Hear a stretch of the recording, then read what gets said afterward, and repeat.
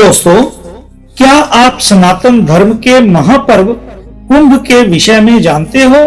अगर नहीं जानते तो चलिए इस वीडियो के माध्यम से मैं आज आपको कुंभ महापर्व के हर एक पहलू से अवगत कराने का प्रयास करूंगा।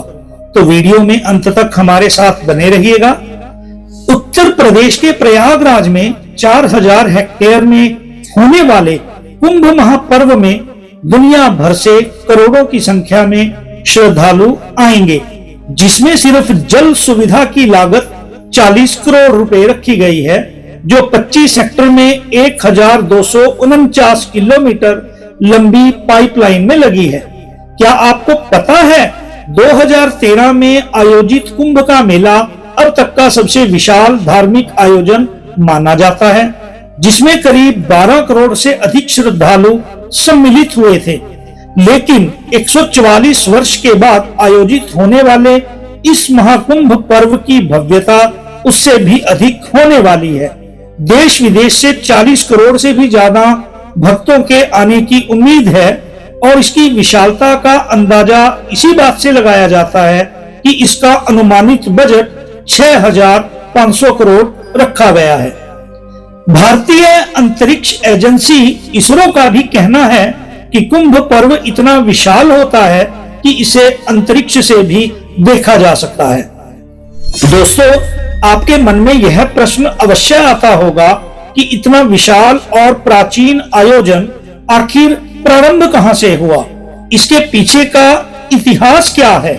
क्या इसका प्रमाण वेदों, पुराणों या धार्मिक ग्रंथों में मिलता है, या इसके पीछे कोई रहस्यमयी कहानी तो नहीं है? और सबसे रोचक बात तो यह है कि कुंभ के शाही स्नान का पहला अधिकार केवल नागा साधुओं को दिया जाता है। इसके बाद अन्य साधु संतों को और गृहस्थों को स्नान करने का अवसर प्रदान किया जाता है। इस परंपरा के पीछे छिपा है एक अद्भुत इतिहास जो नागा साधुओं को इतना विशिष्ट और सम्माननीय बनाता है। महाकुंभ का आयोजन प्रयागराज के त्रिवेणी संगम पर होगा, जहां गंगा, यमुना और सरस्वती का संगम माना जाता है। लेकिन वर्तमान में केवल गंगा और यमुना ही दिखाई देती है। कलयुग में सरस्वती नदी अदृश्य हो गई है। इस विषय पर फिर कभी चर्चा करेंगे। दोस्तों, प्रयागराज में एक अक्षय वट वृक्ष भी है, जिसे अमर वृक्ष भी कहा जाता है, जो सृष्टि के विकास और प्रलय का साक्षी माना जाता है। इसके दर्शन करना भी बहुत ही सौभाग्य माना जाता है।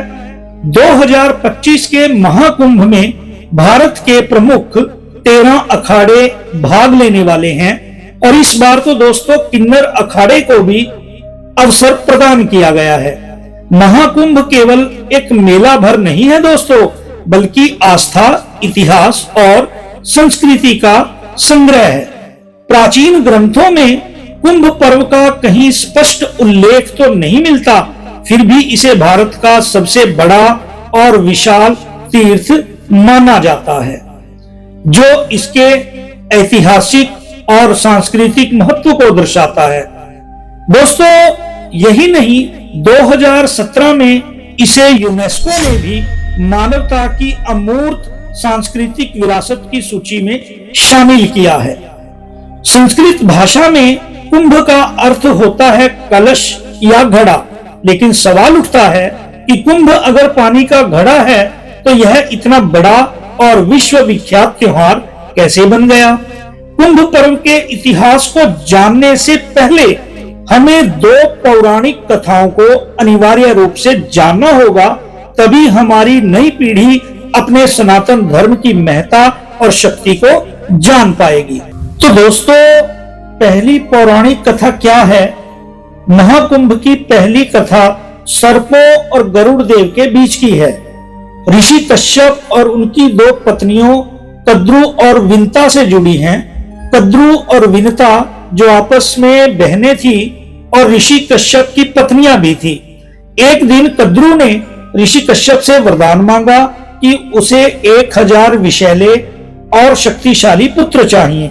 ऋषि कश्यप ने तथास्तु कहा, जिससे कद्रु को 1000 अंडे प्राप्त हुए।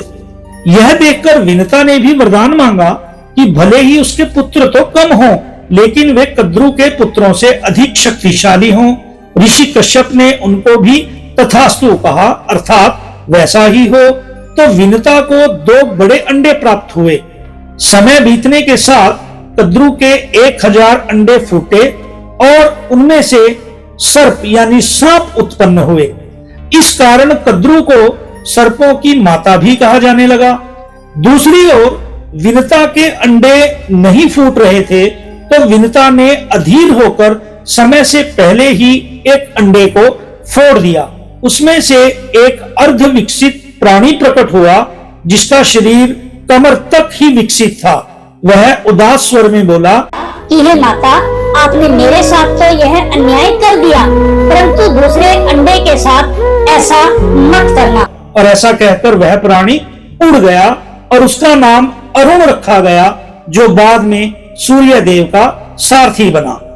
दोस्तों, एक दिन कद्रु और विनता ने सूर्य देव के एक घोड़े को देखकर शर्त लगा ली। विनता ने कहा कि यह घोड़ा पूर्ण रूप से श्वेत यानी सफेद है, परंतु कद्रु ने कहा कि इसकी पूंछ काली है। अब यह शर्त प्रतिष्ठा का प्रश्न बन गई और तय हुआ कि जो भी शर्त हारेगा उसे दासी बनना पड़ेगा। कद्रु ने अपने नागपुत्रों से कहा कि वे सूक्ष्म रूप धारण करके घोड़े की पूंछ से चिपक जाएं, ताकि वह काली दिखाई पड़े। नागों ने, सर्पों ने ऐसा ही किया और कद्रु शर्त जीत गई। विनता को कद्रु की दासी बनना पड़ा। कुछ दिन बाद दोस्तों, विनता के दूसरे अंडे से एक शक्तिशाली प्राणी निकला, जिसका मुख तो गरुड़ पक्षी जैसा था और शरीर मनुष्य के जैसा। उसका नाम गरुड़ रखा गया। जब गरुड़ ने देखा कि उसकी माता विनता कद्रु और उसके 1000 सर्प पुत्रों की दासी बनी हुई है, तो उसने अपनी माता को दासत्व से मुक्त कराने का संकल्प लिया। गरुड़ ने सर्पों से विनता को मुक्त कराने का उपाय पूछा, तो सर्पों ने कहा कि हे गरुड़, अगर तुम वैकुंठ से अमृत कलश लाकर हमें दे दोगे तो हम तुम्हारी माता को दासत्व से मुक्त कर देंगे। गरुड़ ने यह शर्त मान ली और वैकुंठ धाम पहुंचकर गरुड़ ने अमृत कलश प्राप्त कर लिया। हालांकि देवताओं ने गरुड़ को रोकने का बहुत प्रयास किया, परंतु गरुड़ अपनी अद्वितीय अलौकिक शक्ति के कारण सफल हुए।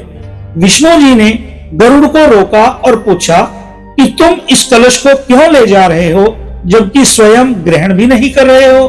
तो गरुड़ ने अपनी माता के दासत्व की करुण व्यथा विष्णु जी को सुनाई। विष्णु जी ने गरुड़ से कहा, अगर मैं तुम्हें यह कलश ले जाने दूं तो क्या तुम जीवन भर मेरे वाहन बन सकते हो? गरुड़ ने इस शर्त को मान लिया। गरुड़ ने अमृत कलश को सर्पों को दे दिया, परंतु विष्णु जी ने अपनी शक्ति से अमृत कलश को वहां से गायब कर दिया। गरुड़ ने अपनी माता को दासत्व से मुक्त कराया, परंतु इस यात्रा के दौरान गरुड़ पर इंद्र ने कई बार आक्रमण किया, परंतु वे असफल रहे। इसी दौरान अमृत कलश से अमृत की कुछ बूंदें हरिद्वार, प्रयागराज, उज्जैन व नासिक में गिरी। यही कारण है कि इन 4 पवित्र स्थलों पर कुंभ पर्व का आयोजन होता है। दोस्तों, आगे बढ़ने से पहले अगर आपको यह वीडियो अच्छी लगी हो तो एक प्यार भरा लाइक और चैनल को सब्सक्राइब अवश्य करें। आपके इस छोटे से प्रयास से हमें प्रेरणा और जोश मिलता है, ताकि आपके लिए ऐसे प्रेरणादायक वीडियो बनाते रहें। महाकुंभ की दूसरी और सबसे लोकप्रिय कथा है समुद्र मंथन की, जिसे देवताओं और असुरों का एक महान प्रयास माना जाता है। विष्णु पुराण के अनुसार एक बार दुर्वासा ऋषि ने एक दिव्य माला बनाई और उसे देवराज इंद्र को भेंट कर दिया, लेकिन देवराज इंद्र ने अहंकारवश उस माला को अपने ऐरावत हाथी के मस्तक पर रख दिया। ऐरावत ने वह माला नीचे गिरा दी और अपने पैरों से उसे कुचल दिया। महर्षि दुर्वासा ने इसे अपना अपमान समझा और क्रोधित होकर इंद्र को श्राप दे दिया कि उनका वैभव नष्ट हो जाएगा और सभी देवता अपनी शक्तियों को खो देंगे। इस श्राप के बाद देवता कमजोर हो गए और असुरों से पराजित हो गए। अपने वैभव और शक्तियों को पुनः प्राप्त करने के लिए ब्रह्मा जी ने देवताओं को सुझाव दिया कि वे असुरों के साथ मिलकर समुद्र का मंथन करें। इस मंथन से अमृत निकलेगा जिसे पीकर वो अमर हो जाएंगे। यह बात जब असुरों के राजा बलि को बताई गई तो वह भी तैयार हो गए। वासुकी नाग की नेति यानी रस्सी बनाई गई और मंद्राचल पर्वत की मधानी बनाई गई और समुद्र मंथन श्रावण यानी सावन के मास में किया गया। अमृत का कुंभ यानी कलश मिलते ही देवों और दैत्यों में युद्ध हो गया। वामन पुराण के अनुसार आचार्य बृहस्पति जी ने इंद्र के पुत्र जयंत को संकेत करा कि वह अमृत कुंभ लेकर भाग जाए। दैत्यों ने उसका पीछा 12 दिनों तक किया जो 12 वर्षों के बराबर था। युद्ध के दौरान अमृत कुंभ से त्रिलोक के 12 स्थानों में अमृत की कुछ बूंदें गिरी। इनमें से 8 स्थान तो देवलोक में बताए जाते हैं और 4 स्थान पृथ्वी पर स्थित हैं। पहला है हरिद्वार, दूसरा प्रयागराज, तीसरा उज्जैन और चौथा नासिक। यही वह पवित्र स्थान है जहां अमृत की बूंदों के कारण कुंभ के पर्व का आयोजन प्रारंभ हुआ। लेकिन कुंभ पर्व का एक अहम हिस्सा और भी है दोस्तों, जिसे आपको जानना परम आवश्यक है। श्रीमद् भागवत पुराण के सागर 6 प्रसंग में कुंभ विवरण के अनुसार समुद्र मंथन से 14 रत्न निकले थे, जिनमें सबसे पहले हलाहल यानी कालकूट विष निकला।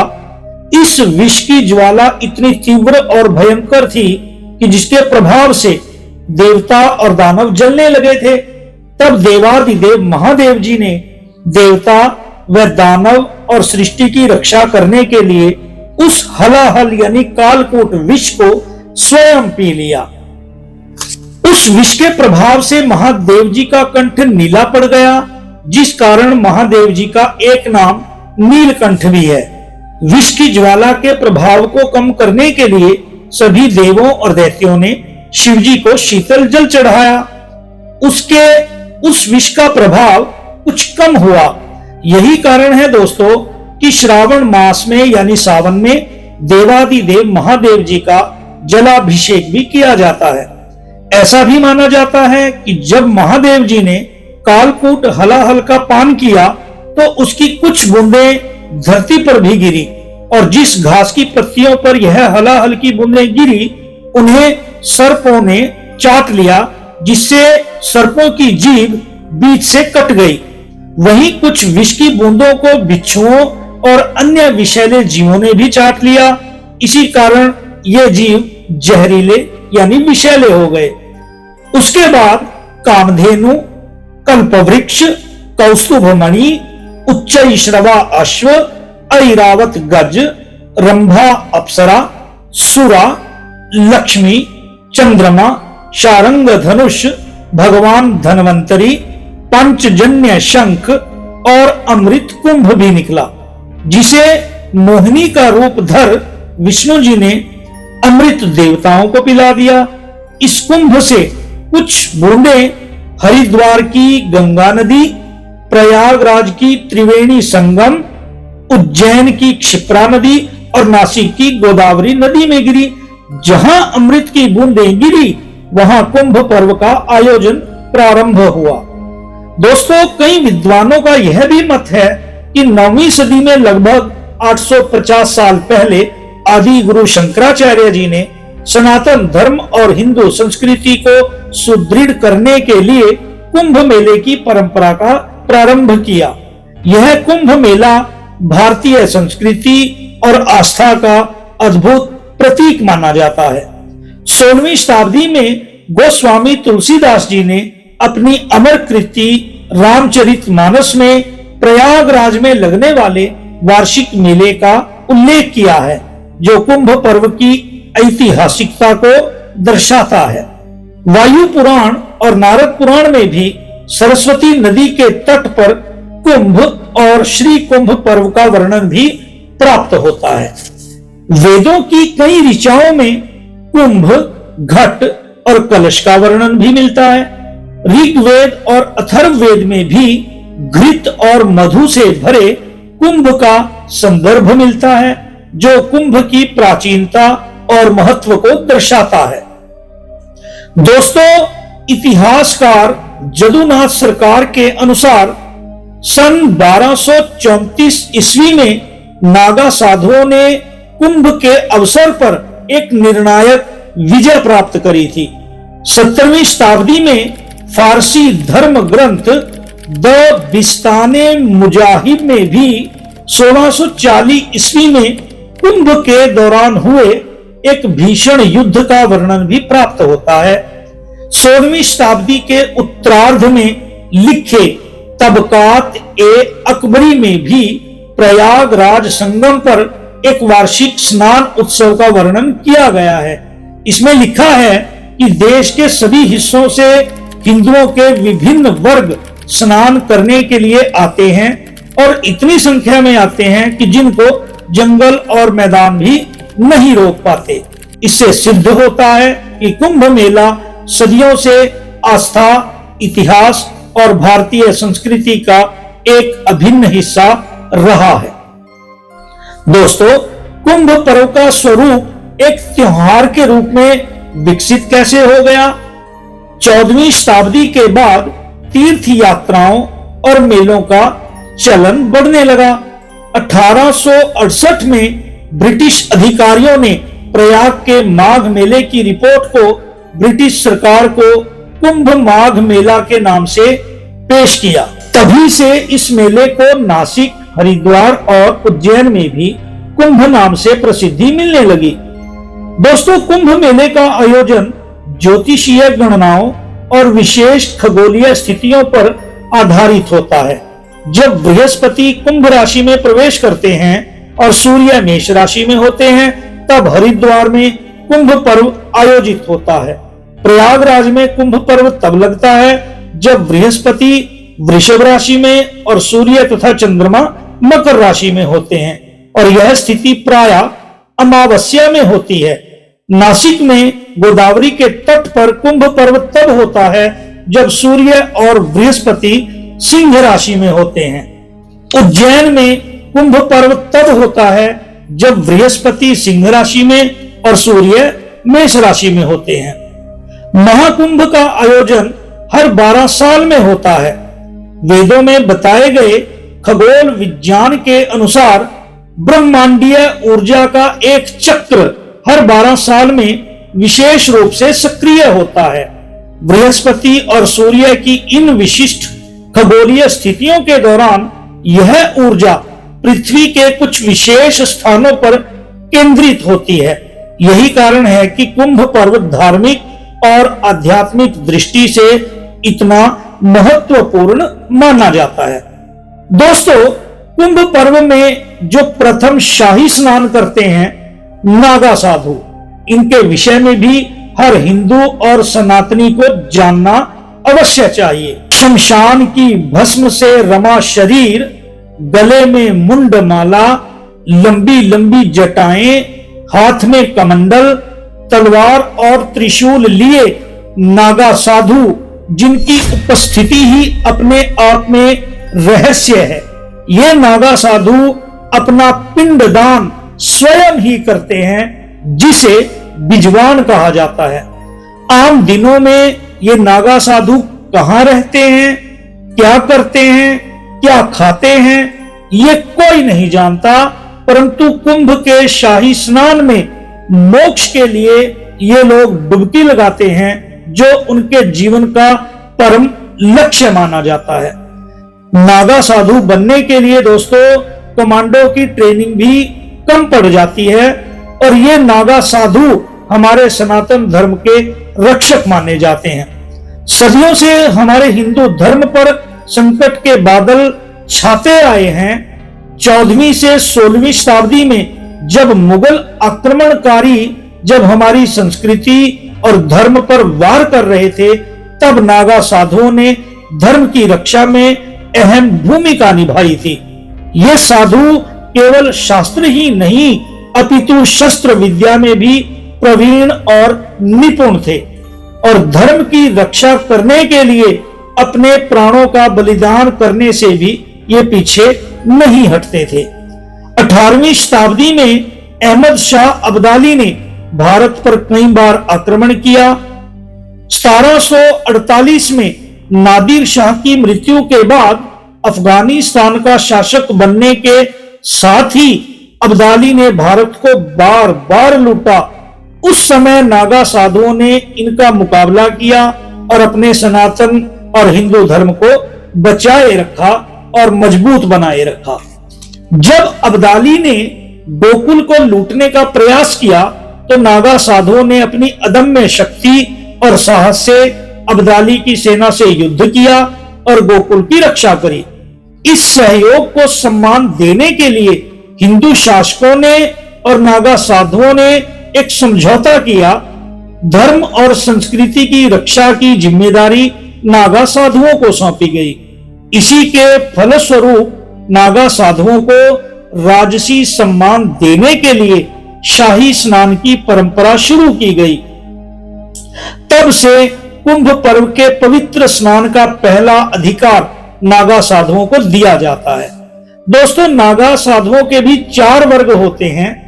प्रयागराज के नागा साधु, उज्जैन के खूनी नागा साधु, हरिद्वार के बर्फानी नागा साधु, नासिक के खिचड़िया नागा साधु। दोस्तों, 2015 में पहली बार किन्नर समुदाय ने कुंभ के मेले में भाग लिया था और अब 2025 में लक्ष्मी नारायण अखाड़े के नेतृत्व में किन्नर समुदाय महाकुंभ का हिस्सा बनेंगे। यह समानता के संदेश को चरितार्थ करता है, जहां कोई भेदभाव नहीं होता है। इस पहल का उद्देश्य उन किन्नरों को धर्म और समाज से जोड़ना है जिन्हें अक्सर तिरस्कार भरी नजरों से देखा जाता है। महाकुंभ पावन पर्व के यज्ञ में आप सभी भी अपनी अपनी आहुति अवश्य डालें, चाहे तो प्रयागराज जाकर या यह वीडियो देखकर, शेयर कर कर, लाइक कर कर, कमेंट कर कर या औरों को दिखाकर। तो वीडियो को अंत तक देखने और हमारे साथ जुड़े रहने के लिए आप सभी का बहुत बहुत धन्यवाद।